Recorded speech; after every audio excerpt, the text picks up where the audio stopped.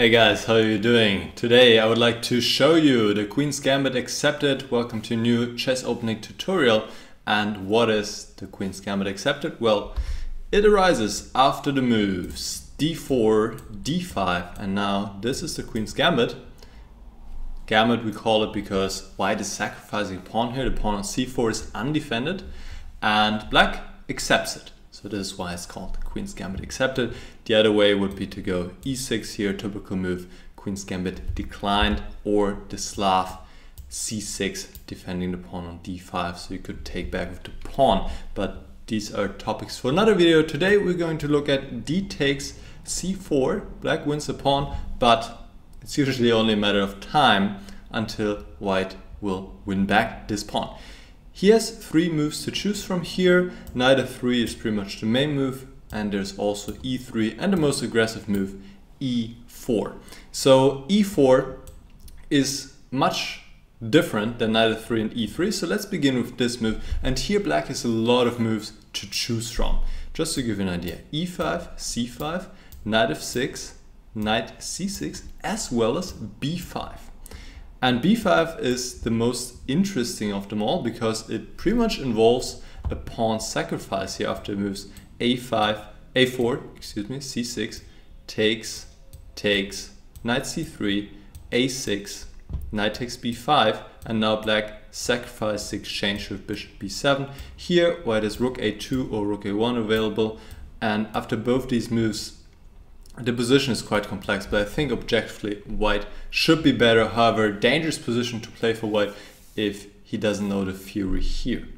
So let's come back to this position after e4. I mentioned there are a lot of moves. The main moves are knight f6 and e5. So let's talk about those moves.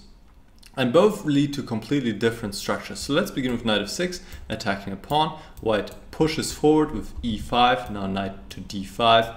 Bishop takes c4, and here recently there was an interesting idea with bishop f5 here, which I also played myself in the game, but the main move remains knight to c6, and now, well, or is it actually, hold on, I think the main move is knight b6, excuse me, bishop b3, knight c6. And now white can defend the pawn in two ways, either knight e2 or knight f3. And here after knight f3, there's a common draw. After bishop g4, white can go knight g5, now bishop takes d1, and there we have a repetition. So knight f3 does not really promise white that much. So usually players go knight to e2, when black can still bring the bishop out if he wants to g4, f5, and we have this kind of structure. Let me just make some moves here, where black has less space. On the other hand, he has a square d5 available, and there are no breaks in the position. And sometimes black can also castle queenside, really depends. So interesting complex position, and should be okay for black. Now let's come back to the position here and look quickly at e5, which is another main move. Now knight f3, e takes d4, bishop takes c4, and white doesn't win this pawn back right away. And here there are also different ways to play, but let's say knight c6, castle, and here the point is that white has sacrificed another pawn, but he's putting his money on his opening development. So he wants to do something right away. We can see that the black king side is still completely undeveloped, and white might follow up with something like queen b3 and try to win back this pawn on d4 as well. And also what may help that he can push this pawn forward. So here both sides also need to know their way around. In general, you can say that e4 is the most aggressive, most ambitious way for white to play against the Queen's Gambit Accepted. And if you're playing this with black, you definitely need to know what you want to do against e4. Now let's look at the other moves that white has. e3 and knight f3 can often transpose into each other. The difference is that here black has, well, an additional choice. On the other hand, there are also some moves that you avoid by this move order, and I'll show you in a moment why. The additional choice is e5, and this is considered to be quite a decent move.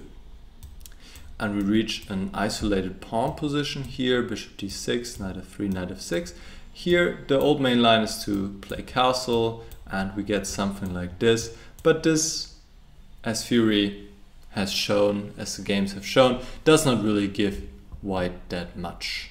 Black should be fine here. He has ideas against the pawn, and well, white is maybe a tiny bit ahead in development still because he has to move right now, but he cannot really exploit that. So nowadays people try to play queen e2 check here and go into this endgame, this position, and I've had this on the board with black several times, but I also think that this endgame, well, it gives maybe white a little bit of pressure, ultimately should not give him an advantage.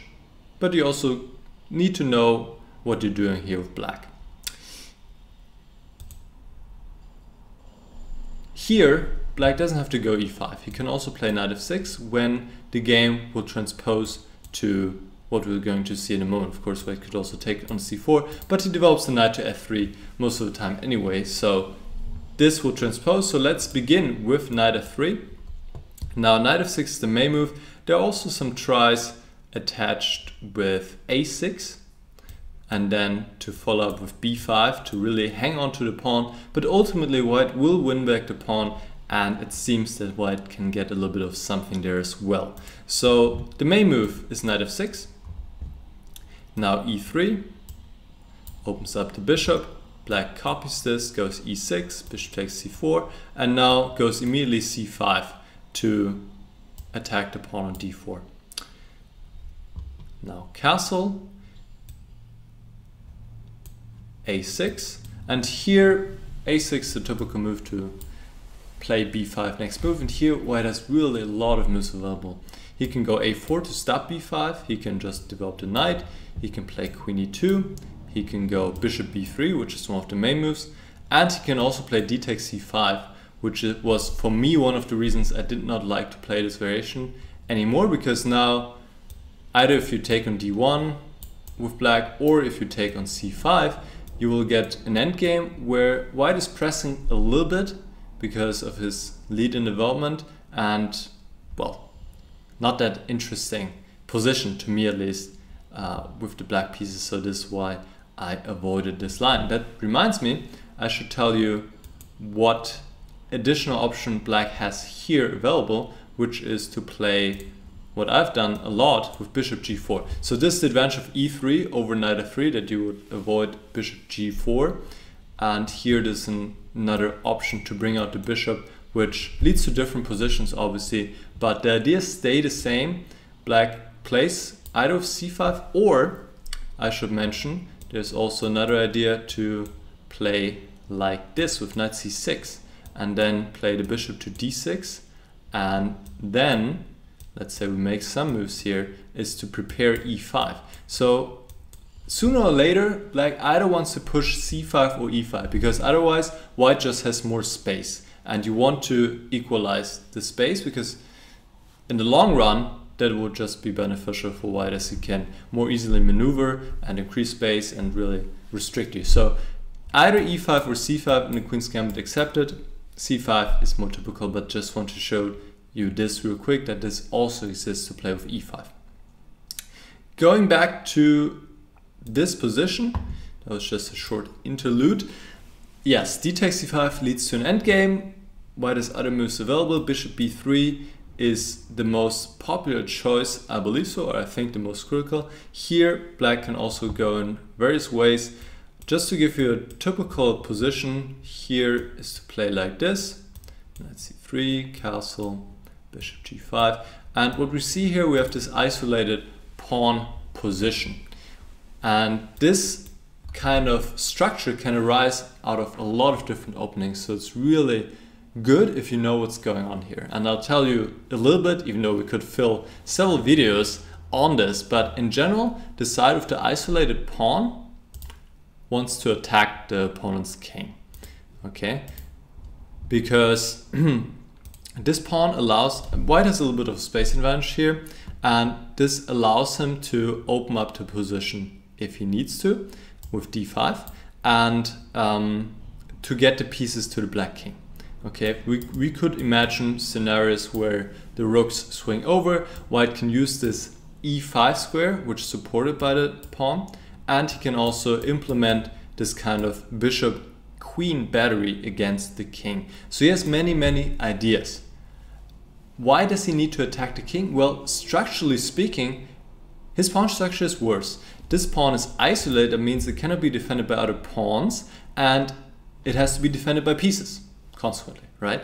So black will try to put pressure on this pawn, and black will try to exchange pieces, typically. These are just rules of thumb, because with every exchange, the attacking potential is reduced. And that means there are higher chances of, well, going after this pawn at some point and not being checkmated. Okay?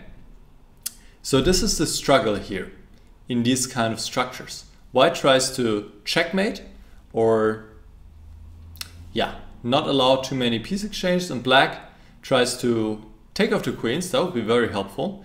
Stop white maybe from playing d5, even though then the position becomes quite symmetrical often and it's just equal, but he has to be aware of this push, and tries to exchange pieces, because with every piece exchange the attack potential is reduced and one can get after the pawn. Of course, black can also use this d5 square for his pieces. So interesting strategic struggle here, and usually this bishop is developed to b7. For example, here black could go either b5 or knight a5 first, and then we have this situation where black has to watch out for d5, and white might bring his queen over, bring his rook over. It's dangerous. You need to know what you're doing here. Just one sample line, really. There are a lot of different variations, but often you get this isolated pawn structure, so this is why I want to show you guys this position.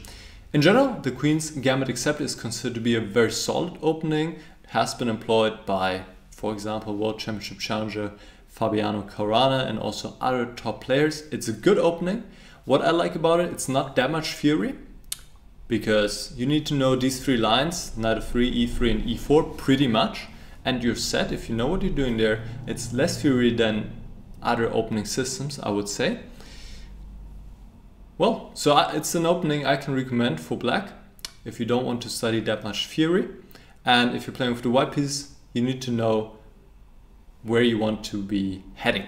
If you're more a quiet positional player, then these positions with knight f3 might suit you more, and maybe even going into the endgame here with d takes c5. If you're more an aggressive, ambitious player, then e4 in the third move might be a better choice for you. Okay, so I hope that this was a helpful overview here of the Queen's Gambit Accepted for you guys. Let me know if you have any questions, and then I'll catch you again very soon. Bye bye.